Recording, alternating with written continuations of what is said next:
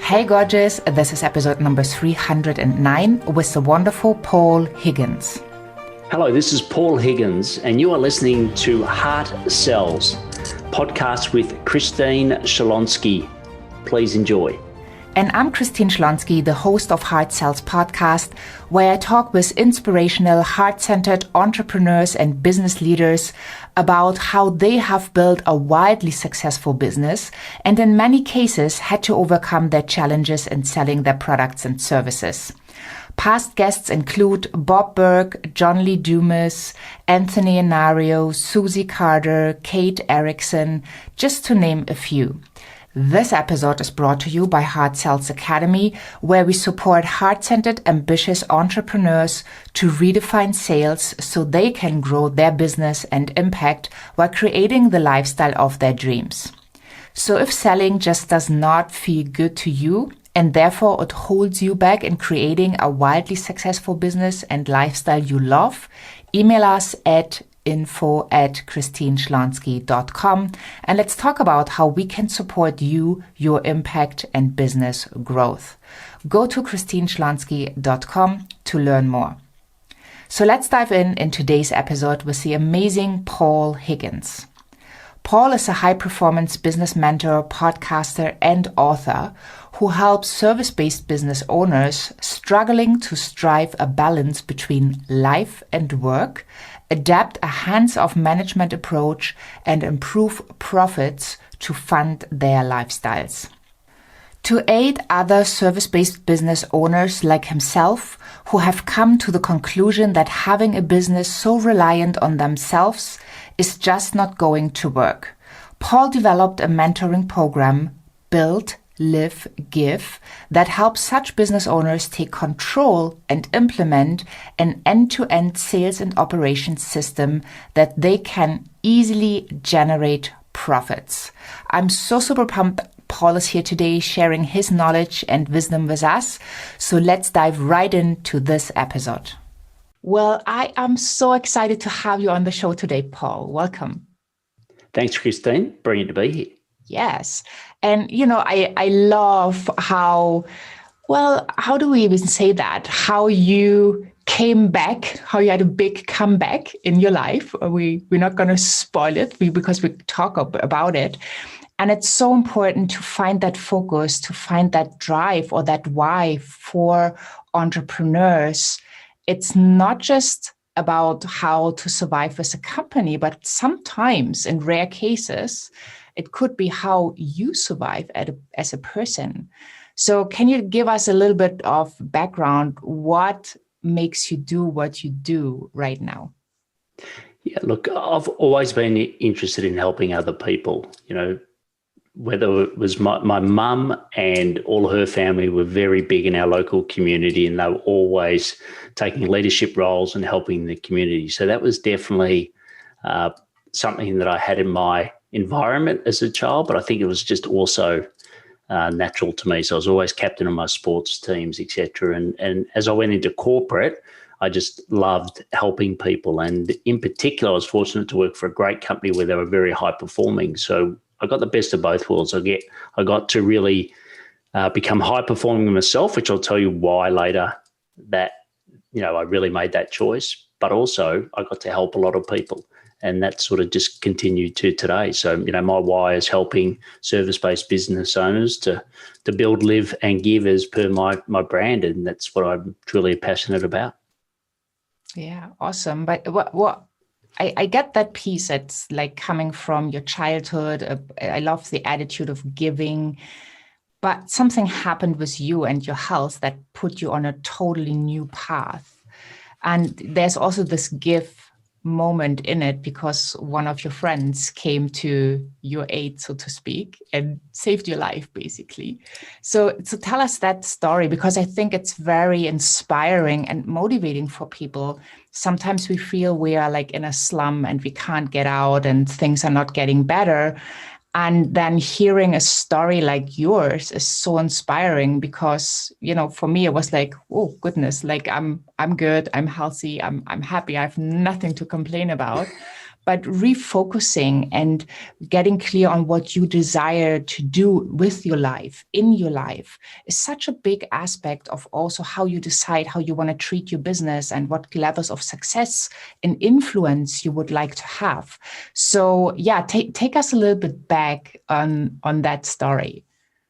Yeah, so we had a bit of a family secret, which my mum's father passed away when he was 41. And mum had a massive heart attack at around the similar age. She was about 44. And then went back through the history, and effectively always on the death certificates it had heart attack, but it was actually kidney. So chronic kidney disease, which is 50-50 at birth, that caused the heart to stop. So, mum was the first one where they really investigated it. And then they said, okay, you've got to get tested. So I remember when I was 18, I went in to get the test results, and I walked out, and mum and I looked at each other, and I've just never seen so much sadness.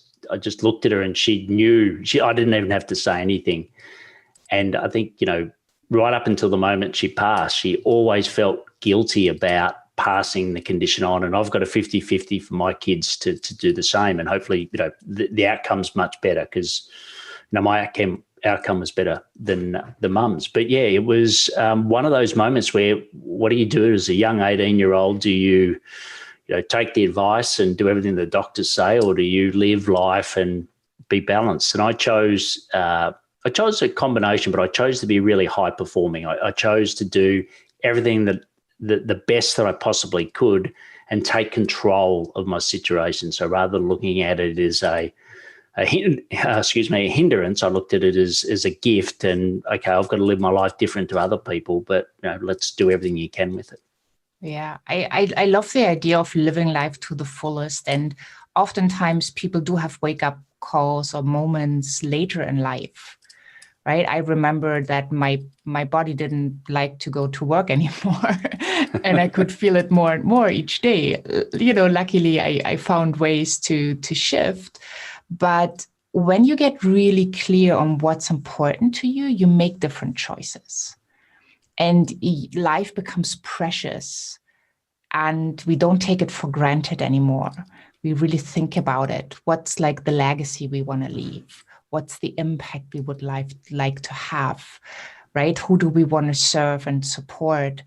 And usually we do come up with business ideas to do exactly that. And then we get in hustle mode, right? We try to figure things out. We might get frustrated and stuck, and we forget about that big vision and about the priorities we started with. What could you tell people from everything you have lived through to becoming such a high performance coach and mentor, doing what you do? What would be the number one advice they could get from you in case they feel stuck right now and they don't see that bright future and vision? Yeah, so I suppose at 18 to even think of your health and to think of the end, I suppose is not something you really want to do at 18. But, it's that classic Stephen Covey in The 7 Habits of Highly Effective People talked about stimulus and response. And I was actually, I hadn't read the book then, but when I did read it back in 93, so this was 88 when I was diagnosed, I thought, well, that's exactly what I'm doing, So yes, you've got, and everyone's heard of Viktor Frankl or Franklin? Frankl, yeah. Yeah, Frankl. And, his situation, I'd also read that book. So I thought, you just got to do what you've got to do. But I think that's the thing. You've always got a choice. So, for me in 2011, my specialist said, because I was working for Coca-Cola, traveling the world, I was a director, very intense role. And my specialist said, look, it's pretty simple. Like, keep doing what you're doing. You probably won't see your grandkids. And if you change your path, you will. And it was like, okay, well, fair enough. I'll take it on board and I'll proactively do it. So then I set up my business to basically run from a hospital bed. And yes, through a lot of luck, to be honest, with who I got a kidney transplant from, but it ended up playing really well. In 2018, I had, it's called a nephrectomy, but it's a removal of a kidney. The kidney is about the size of a soccer ball. So weighed about 4 kilos. I had 2 of them, so 8 kilos. And I was down to 65 kilos because, I had 6% kidney function. So I was in a pretty bad way, but I wanted to hold on because, roughly you get 20 years out of a kidney transplant, you get 10 out of dialysis. So if I couldn't get the right transplant, and here it's about a 6-year waiting list normally. So I thought, well, I'll run it. You run your body as low as you can. So think of your worst hangover, you haven't slept for 3 days. That's how I felt every day. And in that, you just knew that, well, look, if you can just, focus on the positives, don't feel sorry for yourself. And for me, you said before, working and helping others was the gift that I was given so that I actually didn't think, poor me. And the worse I got, the more I wanted to help others to take my mind off it. Yeah, that's so powerful. And that's also it's pretty radical shift now, but going through a sales conversation when people are afraid of sales conversations, taking their minds off of them and really focusing on the other person, how they can serve, it doesn't allow them to go through the ups and downs in their own thinking. It really only allows them to move forward in that conversation and to really serve that person. So do you remember, you had that entrepreneurial blood probably since a long time, but do you Yes. remember what the very first thing was that you ever sold in your life? Look, I think the very first thing I sold was Coca-Cola yo-yos. So my father worked at Coca-Cola, and look, I wasn't meant to work there, but that's what, I worked there for 18 years. But yeah, I remember we had the world champion yo-yo player come to our town and stayed at our house, introduced me as Mexican. He introduced me to hot Tabasco sauce. I'll never forget that experience. And he basically, we stood up stage at the school and said, I've been staying with Paul, one of my best friends. He's going to get up on stage. Now, a year before this, I was the kid that had an eye patch for 12 months, right? So let's say I wasn't the most popular kid in the world.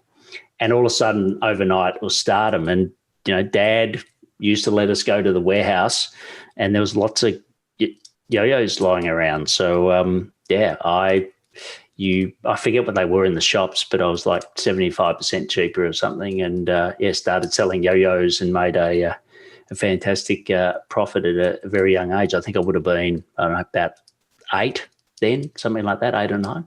Okay, what a cool story. So how did it feel when you had the first transaction, yo-yo for money? How did it feel receiving that, knowing you had made a profit as well?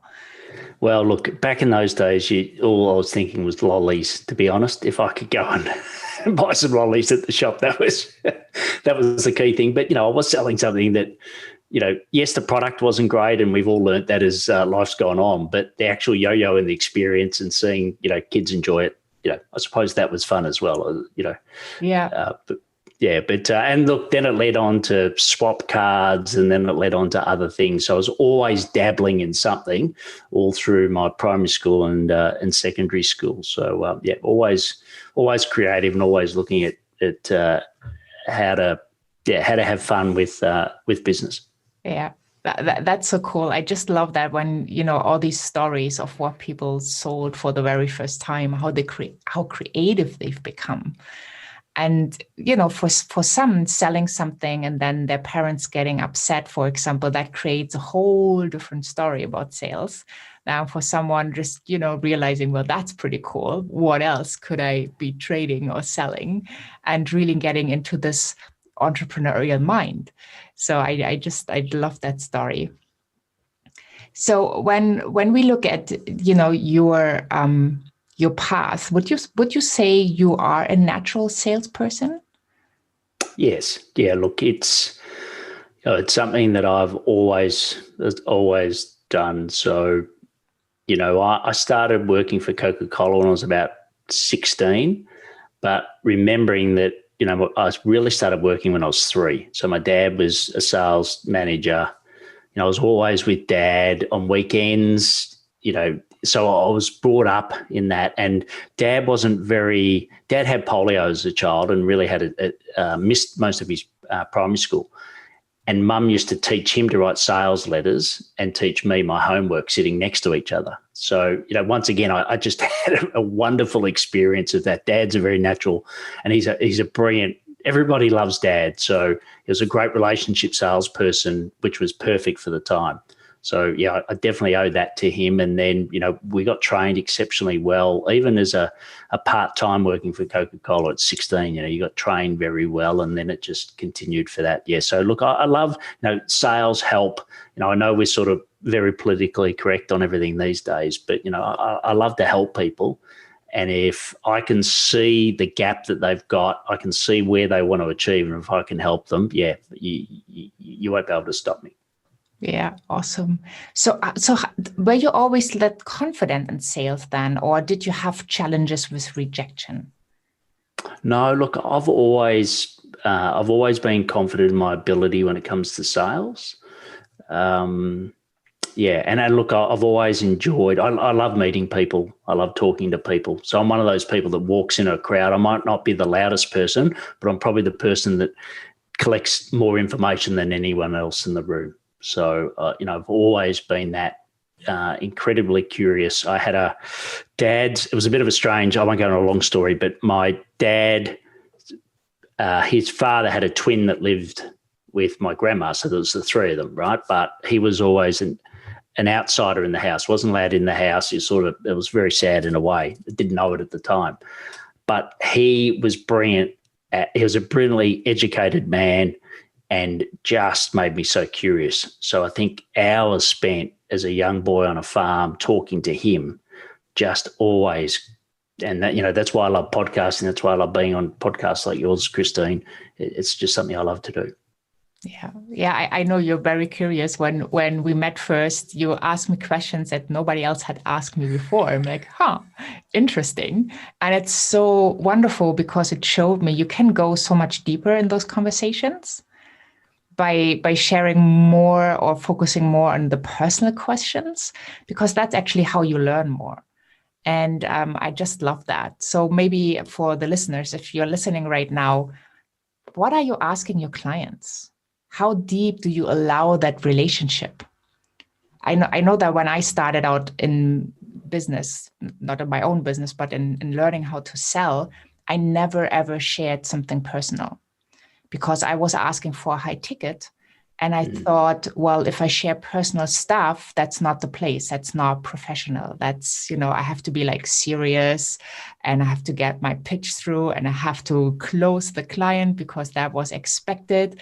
And so learning how you actually can handle the relationship, how you can be yourself, how you can have fun in the conversation was something that didn't come natural, because I had the belief system of how I had to be as the good or perfect salesperson so that someone would actually say yes to what I had to offer.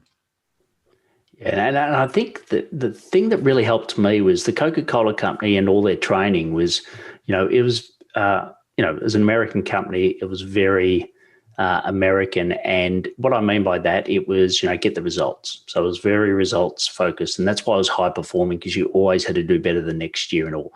But I think the benefit of having all of that training, but growing up in Australia, is that Australians don't like that style. They don't like being hit between the eyes with the sales. So I think it was a really good combination of you got all the skills, but then you adapted it for your local market. And I think that's what's held me quite well with, now my clients all over the world, where you do have subtleties.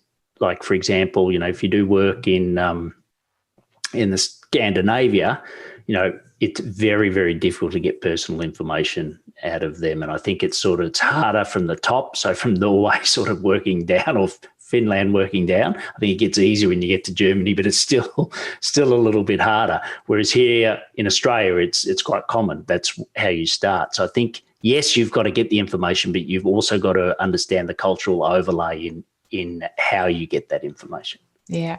Speaking about culture overlaying, so what would you say to someone who would love to sell something to Australians? How do they need to tweak their approach when they come? Well, you're like every country in Europe has this different sales approach. Like Italians sell different than Germans, and Yes. Americans sell different, and Canadians probably more like Americans. But would there be like an advice you could share of like a do it and definitely don't do this one? Yeah, look, I think Australians, they don't like BS. Okay, so they don't like to be sold at, as I said before, or they want to be matter of fact in a way. Like, just tell me what you're going to achieve. And also, in a way, we're actually quite conservative in buying. So I always say we've got a tendency to say no before yes, whereas especially in the field that I'm in, like, mentoring and development in the US, it's very much a part of their culture. That's where all of the main people, I said Franklin Covey before, Stephen Covey, all of those have come out of the US. So it's more well known here. But here, like, even having a coach or a mentor, it still feels a little bit strange here in Australia. So I think, definitely get to the point, but also have social proof, because they want to know that this has worked, that it's worked for someone else like them.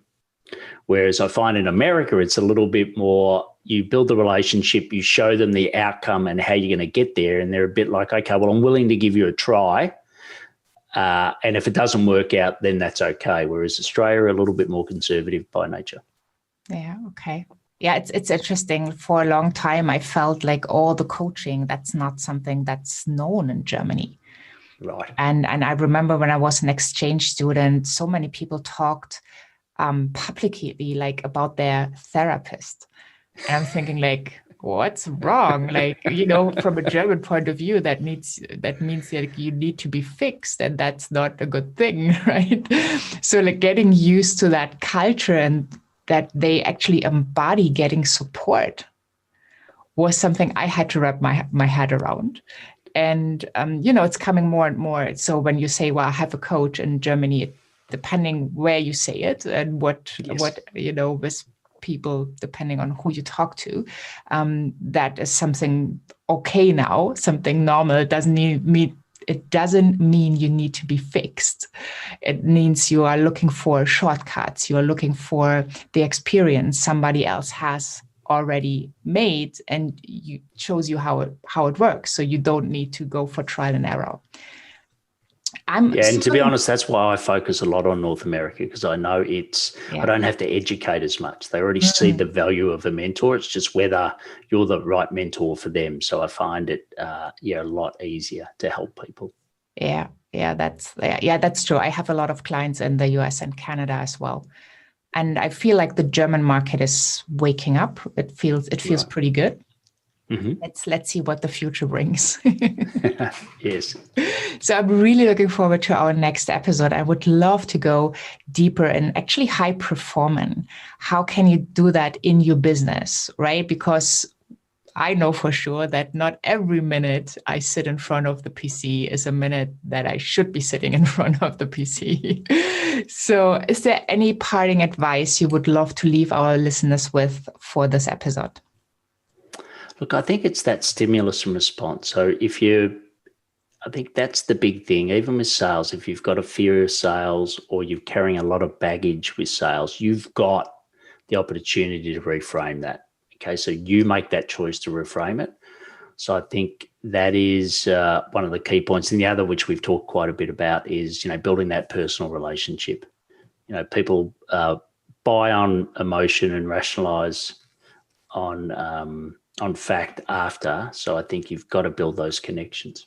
Yeah, awesome. And you also brought us an amazing gift. Do you want to fill us in? Yes. So I've got an assessment, and what it is I've got a 4-pillar framework that I use to help mentor the people I mentor. And in that, it's got 29 components, but in the quiz, it's 15 questions you can do in about 3 minutes. And it just really sees if your business is as fit for high growth as you think you are. And often what I call it is, you're running a profit machine or a sweat box. And you can get that at buildlivegive.com/assessment. Yeah, I will definitely put the link in the show notes so people can get access to it. And I highly recommend it because it will probably be eye-opening where you think you are, or maybe you are even on a better level than you think you are, which could be a nice outcome as well. But getting that clarity, because only from that place of clarity, you can take the right actions and you have a good starting point. So thank you so much for bringing that to us. And thanks, Paul. And I'm looking forward to our next conversation. Excellent. Thanks for having me on today, Christine. Well, I hope you loved this episode as much as I did. I just enjoyed talking to Paul so much, and I love the message he's bringing to the world and the path he has taken. Hop on over to christineschlonski.com, find the podcast tab with the show notes, the transcript, and also with all the links to Paul. He's just one click away. Make sure you get his wonderful free gift, and you are signing up for the Heart-Centered Lead Generation Summit Experience, which is a summit all around lead generation where you can get amazing advice from over 40 entrepreneurs to fill your pipeline with highly qualified, amazing potential clients and never have to wonder again, where's your next client going to come from? I'm looking forward for you to tune in into the next episode, number 310, The 4 Pillars to Build a Thriving Business, where Paul is giving away more of his content and amazing golden nuggets. Thank you so much for having been here. Have an amazing day wherever you are in this beautiful world. And I'm saying bye for now.